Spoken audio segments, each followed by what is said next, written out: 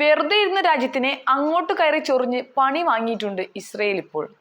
ഗാസയിൽ പ്രയോഗിച്ചതുപോലെയുള്ള യുദ്ധമുറകൾ എല്ലായിടത്തും പ്രയോഗിക്കാമെന്നുള്ള ഓവർ കോൺഫിഡൻസിന് നല്ല ചിമിട്ടൻ പണി കിട്ടിയിട്ടുണ്ട് എന്ന് വേണം പറയാൻ.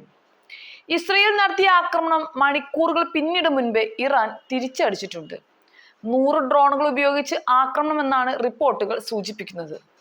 നേരത്തെ ഇസ്രയേൽ നടത്തിയ ആക്രമണത്തിൽ മുന്നറിയിപ്പുമായി ഇറാൻ പരമോന്നത നേതാവ് ആയത്തുള്ള ഖമേനി രംഗത്തെത്തിയിരുന്നു.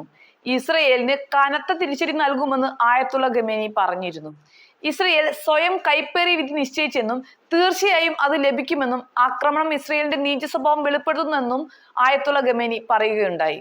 ആക്രമണത്തിൽ ആകെ 6 ആണവ ശാസ്ത്രജ്ഞന്മാർ കൊല്ലപ്പെട്ടെന്നാണ് ഇറാനിയൻ മാധ്യമങ്ങൾ റിപ്പോർട്ട് ചെയ്യുന്നത്.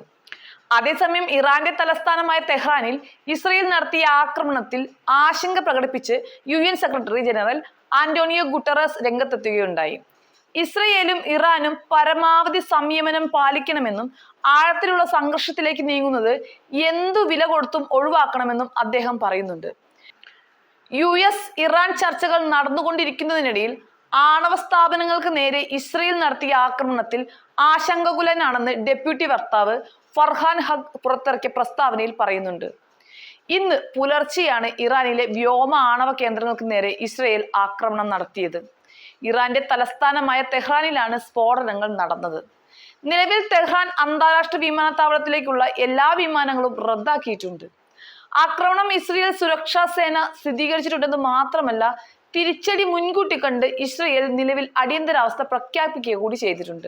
അടിയന്തരാവസ്ഥയുമായി ബന്ധപ്പെട്ട് ജെറുസലേമിൽ സൈറണുകൾ മുഴങ്ങിയിരുന്നു. തെഹ്റാനിൽ ഇസ്രയേൽ നടത്തിയ ആക്രമണത്തിൽ ഉന്നത ഉദ്യോഗസ്ഥനും ആണവ ശാസ്ത്രജ്ഞരും കൊല്ലപ്പെട്ടതായി റിപ്പോർട്ടുകളുണ്ട്. തങ്ങളുടെ ആണവ പരിപാടി സൈനികേതര ആവശ്യങ്ങൾക്ക് മാത്രമെന്നാണ് ഇറാൻ ദീർഘകാലമായി ആവശ്യപ്പെടുന്നത്. ഇറാനിലെ നിരവധി ആണവ കേന്ദ്രങ്ങളിൽ ചിലതാണ് ഇന്ന് ഇസ്രയേൽ ലക്ഷ്യം വെച്ചിട്ടുള്ളത്. എന്നാൽ രാജ്യാന്തര ആണവോർജ ഏജൻസിയെ കൂടാതെ നിരവധി രാജ്യങ്ങളും ഇറാന്റെ ആണവ പദ്ധതി സൈനികേതര ആവശ്യങ്ങൾക്ക് മാത്രമാണ് എന്ന അവകാശവാദം വിശ്വസിക്കുന്നില്ല എന്ന് വേണം പറയാൻ. 20 വർഷത്തിനിടെ ഇതാദ്യമായി ഇറാൻ ആണവ നിർവ്യാപന ചട്ടങ്ങൾ ലംഘിച്ചതായി രാജ്യാന്തര ആണവോർജ ഏജൻസിയുടെ ബോർഡ് ഓഫ് ഗവർണേഴ്സ് ഈ ആഴ്ച ഔദ്യോഗികമായി പ്രഖ്യാപിച്ചിരുന്നു. സമ്പുഷ്ട യുറേനിയത്തിന്റെ ശേഖരത്തെയും അപ്രഖ്യാപിത ആണവ സാമഗ്രികളെയും കുറിച്ച് പൂർണ്ണമായ ഉത്തരങ്ങൾ നൽകാൻ ഇറാൻ പരാജയപ്പെട്ടെന്നും ആണവോർജ ഏജൻസി റിപ്പോർട്ടിൽ പറഞ്ഞിരുന്നു. 9 ആണവ ബോംബുകൾ ഉണ്ടാക്കാനുള്ള സമ്പുഷ്ട യുറേനിയം ഇറാന്റെ പക്കലുണ്ടെന്നാണ് വിവരം. ഇറാൻ തിരിച്ചടിക്കുമെന്ന പ്രതീക്ഷ ഉണ്ടായിരുന്നുവെങ്കിലും ഇത്ര പെട്ടെന്നൊരു നീക്കം ഇസ്രയേൽ പ്രതീക്ഷിച്ചിരുന്നില്ല എന്നാണ് വാർത്തകളിൽ നിന്നും വ്യക്തമാകുന്നത്. ഇസ്രയേലിനെ മുച്ചൂടും തകർക്കാനുള്ള കരുത്ത് ഇറാനുണ്ട് എന്നത് എല്ലാവരെയും പോലെ ഇസ്രയേലിനും അറിയാവുന്ന കാര്യമാണ്. എന്നിട്ടുമുള്ള ഈ നടപടികൾക്ക് പുറകിൽ വളരെ ശക്തമായ ഏതോ രാജ്യമുണ്ടെന്ന സംശയമാണ് ഇപ്പോൾ ലോകം മുന്നോട്ട് വയ്ക്കുന്നത്.